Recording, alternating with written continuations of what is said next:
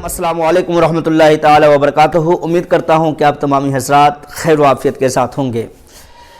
آج ہم پھر ایک نئے واقعہ کے ساتھ آپ کے سامنے روبرو ہوا ہوں، اور یہ واقعہ بھی بڑا انٹریسٹنگ واقعہ ہے، بڑا دلچسپ واقعہ ہے، اور اس واقعہ کو حضرت علامہ جلال الدین سیوطی رحمۃ اللہ تعالی علیہ نے اپنی مثنوی میں، اپنی کتابوں میں لکھا ہے۔ اور یہ واقعہ عمومی طور پر اس مقام پر اور وہاں پر سمجھانے کے لیے بولا جاتا ہے جہاں پر لوگ یہ اعتراض کر رہے ہوتے ہیں کہ کوئی بھی بندہ اپنی عبادت کی وجہ سے جنت میں جائے گا، کوئی اپنے نبی کے وسیلے سے یا پیغمبر کے وسیلے سے یا ولی کے وسیلے سے یا پھر اللہ کے فضل و کرم سے کوئی جنت میں نہیں جائے گا، تو یہ واقعہ وہاں پر پیش کیا جاتا ہے۔ آئیے ہم واقعہ شروع کرنے سے پہلے آپ سے میں گزارش کر لوں کہ اگر میرے اس چینل پر آپ نئے ہیں تو میرے اس چینل کو آپ سبسکرائب کر لیں، بیل آئیکن کو دبا لیں تاکہ ہر آنے والی نئی ویڈیو کی نوٹیفیکیشن آپ کو بآسانی مل جائے۔ حضرت علامہ جلال الدین سیوطی رحمۃ اللہ تعالی علیہ اپنی کتاب میں لکھتے ہیں کہ ایک خاتون تھی اور بڑی غریب اور مفلس الحال زندگی گزار رہی تھی۔ اس کا شوہر تاجر تھا، تجارت کر کے لاتا، شام کو پھر وہی اس کی خاتون بناتی کھاتی اور اپنی زندگی کو یوں ہی بسر کر رہی تھی۔ کافی سالوں کے بعد اس کے شکم میں ایک بچہ حمل ٹھہرتا ہے، اور 1 سے 2 مہینہ ہوتا ہے بچے کی حمل ٹھہرے ہوئے ہونے کی، تو اس کے شوہر کا سایہ اس کے اوپر سے اٹھ جاتا ہے، یعنی کہ شوہر دنیا سے رخصت ہو جاتا ہے۔ رخصت ہو جانے کے بعد اب چونکہ گھر کے اندر میں نہ ماں ہے، نہ باپ ہے، نہ بھائی ہے، نہ بہن ہے، ایک خاتون اور اس کا شوہر زندگی گزار رہا تھا۔ اب چونکہ شوہر کا سایہ بھی دنیا سے چلا گیا ہوا ہے، اب ایک اکیلی عورت خاتون اپنی زندگی کو کیسے گزارا آگے کرے گی، کیسے اپنی زندگی کو بسر کرے گی۔ بالآخر وہ اپنے سسرال میں ہی، اپنے گھر پر ہی اپنی زندگی کو گزار رہی تھی، کسی نہ کسی طریقے سے اس کی زندگی کٹ بھی رہی تھی۔ جب اس بچے کو 9 مہینے مسلسل شکم مادر میں جب ہو گیا، تو اب وہ خاتون سوچتی ہے کہ یہاں پر میری کفالت کرنے کے لیے کوئی نہیں ہے، میرا مدد کرنے کے لیے کوئی نہیں ہے، میرا شوہر کا سایہ بھی میرے سر سے اٹھ چکا ہوا ہے، میرا کوئی یار و مددگار نہیں ہے، اب میں یہاں پر کیسے اپنے بچوں کو جنم دوں گی اور کیسے میں اپنے بچوں کو یہاں پر پیدا کروں گی۔ تو اس غرض سے اس نے یہ سوچا کہ بہتر یہ ہوگا کہ ہمارے لیے اور ہماری کفالت کے لیے، ہمارے بچوں کے حفاظت کے لیے کہ ہم اپنے مائکے چلی جائیں۔ تو وہ خاتون اس ارادے سے گھر سے نکلتی ہے، اور نکلنے کے بعد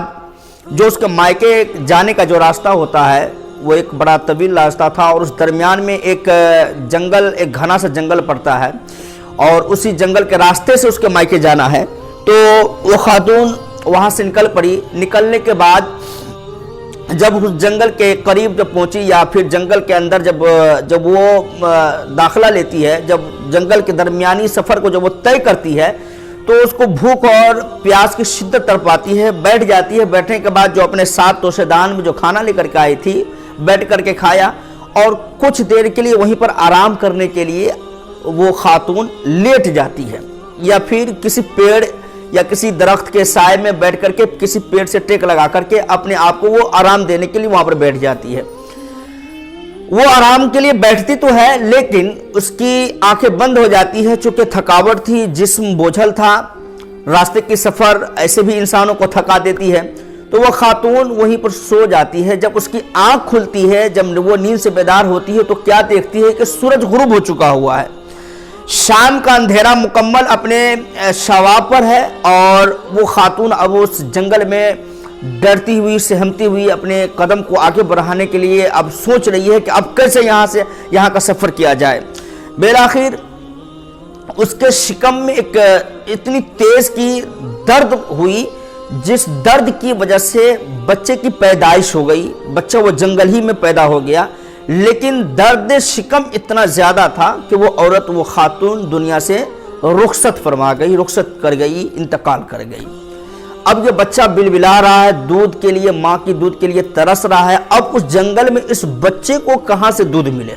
یہ سوچنے کی بات ہے، اور کوئی آدمزاد بھی نہیں ہے،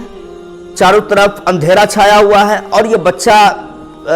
پیدا ہو گیا، رو رہا ہے، بلک رہا ہے ماں کے دودھ، ماں کے سینے سے لگنے کے لیے، لیکن ماں تو دنیا میں تو ہے ہی نہیں۔ وہ دنیا سے رخصت کر گئی ہے، انتقال کر گئی، اب دودھ پلائے تو کون پلائے اس کو۔ بالآخر اللہ تبارک و تعالیٰ کا کرنا ایسا ہوا کہ صبح جب سورج نمودار ہوا اور جب چاروں طرف سورج کا اجالا پھیلنے لگی تو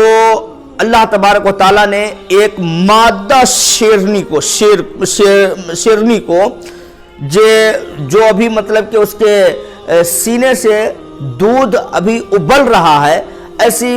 مادہ شیرنی کو اللہ تبارک و تعالیٰ نے ممتا کی ایک کرن کو اس کے اندر میں ڈالی، اور وہ شیرنی دوڑتے ہوئے اس بچے کے قریب آتی ہے اور اپنے آغوش میں اس بچے کو اٹھاتی ہے اور اپنی چھاتی سے، اپنے سینے سے اس بچے کو لگاتی ہے، اور وہ بچہ بھی بھوکا اور پیاسا، ماں کے دودھ کے بغیر ترستا ہوا، بلبلاتا ہوا بچہ اس شیرنی کے سینے سے چمٹ جاتی ہے، اور چمٹنے کے بعد اس کے دودھ کو پینا شروع کر دیتا ہے۔ اللہ اکبر۔ اب معاملہ ایسا تھا کہ ماں اور بیٹے کا جو سنگم جسے کہا جاتا ہے، وہ سنگم اب دیکھنے کو بڑا دلچسپ لگ رہا ہے کہ ایک شیرنی ایک آدمی کے بچے کو اپنا بچہ سمجھ کر کے، اور ایک آدمی کا بچہ شیرنی کو اپنی ماں سمجھ کر کے سینے سے لپٹا ہوا ہے، اور وہ دودھ پی رہا ہے، وہ دودھ پلا رہی ہے۔ بالآخر وہ بچہ پروان اب شیرنی کے ذریعے سے اسی جنگل میں پروان چڑھنا اس کا شروع ہوا، دھیرے دھیرے اس کی جوانی آئی۔ اللہ تبارک و تعالیٰ کا کرم ایسا ہوا کہ بفضل ہی تعالیٰ وہ بچہ فطرت اسلام کے تحت وہ اپنے ذہن و فکر کو رکھتا ہے، اور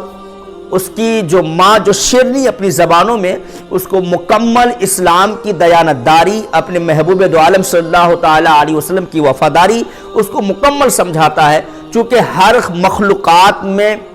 اللہ تبارک و تعالیٰ کا ثنا کرنے والا، اللہ تبارک و تعالیٰ کی تعریف کرنے والا جانوروں میں بھی پائی جاتی ہے، تو وہ شیرنی جو ہے اللہ کی تعریف و توصیف کرنا اس بچے کو سکھایا، اللہ اور اپنے محبوب دو عالم صلی اللہ تعالیٰ علیہ وسلم کی تابعداری فرما برداری کرنا اس بچے کو سکھایا۔ بچہ فطرت اسلام کے تحت اسی جنگل میں پروان چڑھتا رہا، جوانی کی دہلیز پر گیا۔ جوانی کے دہلیز پر جانے کے بعد پورے جانور جنگل کے اس سے پیار محبت کرتے تھے، اسی درمیان اس کی زندگی پل رہی تھی، گزر رہی تھی، لیکن موت تو ہر کسی کو آنی ہے۔ ایک وقت ایسا ہوا کہ اس بچے کو بھی موت ہوئی، موت آئی اور وہ بچہ بھی دنیا سے رخصت کر گیا۔ اب معاملہ یہ ایسا تھا کہ اب حساب و کتاب کے لیے اللہ تبارک و تعالیٰ کی بارگاہ میں اس بچے کو پیش کیا گیا۔ یہ کون لکھ رہے؟ علامہ جلال الدین سیوطی رحمۃ اللہ تعالیٰ علیہ اس پورے واقعہ کو لکھتے ہیں۔ علامہ جلال الدین سیوطی رحمۃ اللہ تعالیٰ علیہ فرماتے ہیں کہ اس بچے کو اللہ کی بارگاہ میں پیش کیا گیا۔ اللہ تبارک و تعالیٰ نے اس کی طرف اپنی نگاہ وہ الہیت کو رکھا، اور اللہ تبارک و تعالیٰ نے کہا کہ اے فرشتوں، میں اپنے فضل سے، میں اپنی رحمت سے اس بندے کو بخشتا ہوں اور اس کو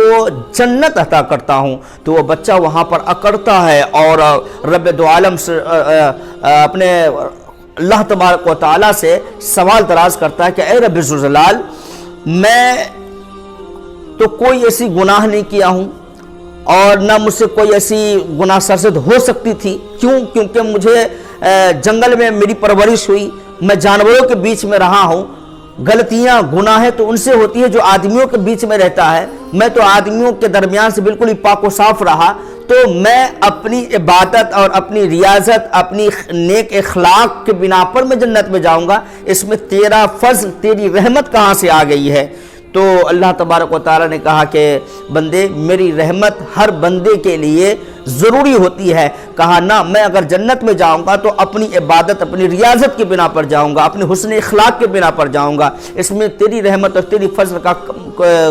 کوئی ایسی بات نہیں ہے۔ تو اللہ تبارک و تعالیٰ کہتا ہے اے فرشتوں، جاؤ ذرا ایک رجسٹر میں نے جو اس کے نام کا چھپا رکھا تھا، لاؤ اسے اور پھر سے اس کو میزان کیا جائے۔ پھر رجسٹر کو لایا گیا، میزان کیا گیا، تو معاملہ یہ تھا کہ اب بندے کی جو گناہ تھی وہ بھاری پڑتی ہوئی دکھائی دے رہی، نیکیاں ہلکی پڑتی ہوئی دکھائی دے رہی ہے۔ اللہ تبارک و تعالیٰ نے کہا اے فرشتوں، اب اسے جہنم میں لے کر کے جاؤ۔ تو پھر وہ لڑکا سوال دراز کرتا ہے اے رب ذوالجلال، میں جہنم میں چلا تو جاؤں گا، لیکن مجھے یہ سمجھ میں نہیں آتی ہے کہ یہ گناہ مجھ سے ہوا کب ہے۔ تو اللہ تبارک و تعالیٰ نے کہا کہ اے میرے بندے، جب تو جنگل کے ایک کسی پہاڑ پر بیٹھ کر کے بڑی اداسی کے ساتھ اپنے ہاتھوں میں چند پتھر اور کنکر کے ٹکڑے تھے جس کے ساتھ تم اچھال اچھال کر کھیل رہے تھے، کیا تجھے یاد ہے؟ کہاں رب العزت، مجھے یاد ہے، میں اس دن بڑا اداس تھا، میں بڑا غمگین تھا، غم زدہ تھا، پتھر پہاڑی کے ایک ٹیلے پر بیٹھ کر کے میرے ہاتھ میں چند پتھر کے ٹکڑے تھے جس کو میں اچھال اچھال کر کے کھیل رہا تھا، اس میں کون سی گناہ کا کام کیا میں نے؟ تو رب الجلال نے کہا کہ اے میرے بندے، گناہ کا کام یہ نہیں کہ تو پتھر اچھال کر کے کھیل رہا تھا، گناہ کا کام یہ تم سے سرزد ہو گئی تھی کہ ایک جانور کے ایک ریبڑ وہاں سے گزر رہا تھا، بھیڑ اور بکریوں کا ریبڑ وہاں سے گزر رہا تھا، تو نے اپنے ہاتھ سے جو پتھر اچھال رہے تھے ان پتھروں کو تم نے اس کے جانب پھینکا بھی تھا، جس سے اس بے زبان جانور کو چوٹ لگی تھی اور وہ بے زبان جانور کراہنے لگا تھا۔ اے میرے بندے، کیا بے زبان جانور نے تجھے کچھ بگاڑا تھا؟ کیا تمہارے وہ بے زبان جانوروں نے تم سے کچھ چھینا تھا، کچھ لیا تھا جو تو نے اپنے پتھروں سے اسے چوٹ پہنچایا ہے؟ آخر جس قدر تو میرا پیارا مخلوق ہے، میرا بندہ ہے، اسی طرح وہ جانور بھی تو میری مخلوق ہے، تو نے میرے مخلوق کو تکلیف پہنچایا ہے، یہی تمہاری گناہ ہے اور اسی کے بدولت تجھے آج جہنم میں تمہیں بھیجا جا رہا ہے۔ تو فرشتے اس کو گھسیٹتے ہوئے اس کو جہنم میں لے کر کے جا رہے تھے۔ اب یہ تھا کہ اب وہ بندے کو فرشتے کھینچ رہے جہنم کے جانب، اب وہ بندہ بار بار اپنے چہرہ کو پیچھے کی جانب رخ کرتا ہے، پیچھے کی جانب پھیرتا ہے۔ تو رب کہتا ہے کہ اے بندے، کیا تم بار بار پیچھے کی طرف رخ کر کے دیکھتے ہو؟ کیا بار بار اپنے چہرے کو گھماتے ہو؟ آخر ماجرا کیا ہے، معاملہ کیا ہے؟ تو وہ بندہ کہتا ہے کہ اے رب الجلال، میں تیری رحمت دیکھنا چاہ رہا ہوں، میں تیری فضل دیکھ رہا ہوں کہ تیری رحمت کب جوش مارے گی کہ مجھ جیسے گنہگار بندوں کو تو جہنم سے آزاد کر کے جنت میں ڈالے گا۔ تو پھر رب الجلال فرماتا ہے اے فرشتوں،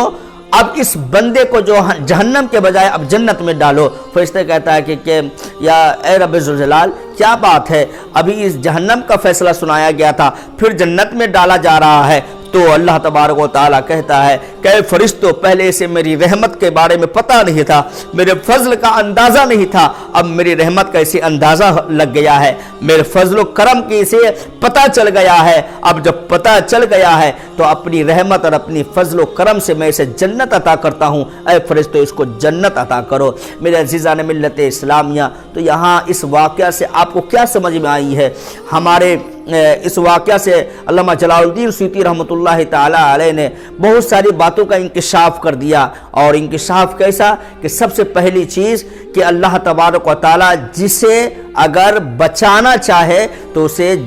جنگل میں بھی بچا لیتا ہے، اور اس کی زندگی کو اللہ تبارک و تعالی جنگلوں میں بھی حفاظت کر دیتا ہے۔ تو ہم تو اللہ تبارک و تعالی کے اس بسی بسائی دنیا میں رہتے ہیں، تو پھر اللہ تبارک و تعالی ہماری حفاظت کیوں نہیں کر سکتا ہے؟ شرط یہ ہے کہ اللہ پر توکل آپ کو مکمل مضبوط ہونی چاہیے۔ دوسری چیز کہ جو انسان کہتا ہے کہ عبادتوں کے بنا پر ہی جنت میں جایا جا سکتا ہے، میرے عزیز، عبادت ضرور رب الجلال کا حکم ہے، اس کے حکم کی پاسداری کرنا ہم پر فرض ہے، لیکن میرے عزیز جب تک میرے اللہ تبارک و تعالیٰ کی جب تک فضل و کرم نہیں ہو سکتی ہے تب تک کوئی بھی بندہ جنت میں نہیں جا سکتا ہے۔ ہر صورت اللہ کے فضل اور اس کی رحمت کے ہم طلبگار ہیں اور طلبگار ہی رہنی چاہیے۔ تیسری چیز کہ اللہ تبارک و تعالیٰ جب بخشنے پر جب آتا ہے تو پھر وہ جہنم کا فیصلہ بھی سنا دیا جاتا ہے، پھر بھی اسے جہنم سے آزاد کر کے اللہ تبارک و تعالیٰ اپنے بندوں کو جنت عطا کرتا ہوا دکھائی دیتا ہے۔ اے میرے عزیز، اور چوتھی بات کہ اگر آپ یہ سوچتے ہیں کہ کسی بے زبان جانور کو مار دینا کوئی بڑی گناہ نہیں ہے، میرے عزیز، تو آپ کا یہ سوچنا غلط ہے، چونکہ وہ بھی اللہ کے مخلوق ہے، اگر اس کو تکلیف پہنچی ہے تو پھر اس کا بھی حساب و کتاب آپ کو کل قیامت کو روز دینا ہے۔ جیسے کہ اس بندے کو وہی چھوٹی سی گناہ جو ہے اسے جہنم میں لے جانے کا کام کر رہی تھی، اس لیے خدا کے واسطے آپ کسی بے زبان جانوروں کو بھی تکلیف نہ دے، چھوٹی گناہ کو بھی آپ چھوٹی گناہ ہی سمجھے، آپ اس گناہ کو بھی درگزر نہ کرے، آپ نظر انداز کر کے نہ چلے، چونکہ ہو سکتا ہے، ممکن ہے کہ یہ چھوٹی چھوٹی گناہ ہے آپس میں مل کر کے کل قیامت کے روز ہمیں جنت کے بجائے جہنم میں لے جانے کا کام کرے۔ تو اللہ تبارک و تعالی ہم مسلمانوں کو شریعت مطہرہ کے تحت زندگی گزارنے کی توفیق عطا فرمائے۔ ہمارا یہ ویڈیو، یہ واقعہ اگر آپ کو اچھا لگی ہو تو آپ اسے شیئر کریں، لائک کریں، کامنٹ کریں، اور ہمارے چینل پر اگر آپ نئے ہیں تو آپ میرے اس چینل رئیس کوثر قادری کو سبسکرائب کر لیں۔ بہت بہت شکریہ۔ السلام علیکم ورحمۃ اللہ تعالی وبرکاتہ۔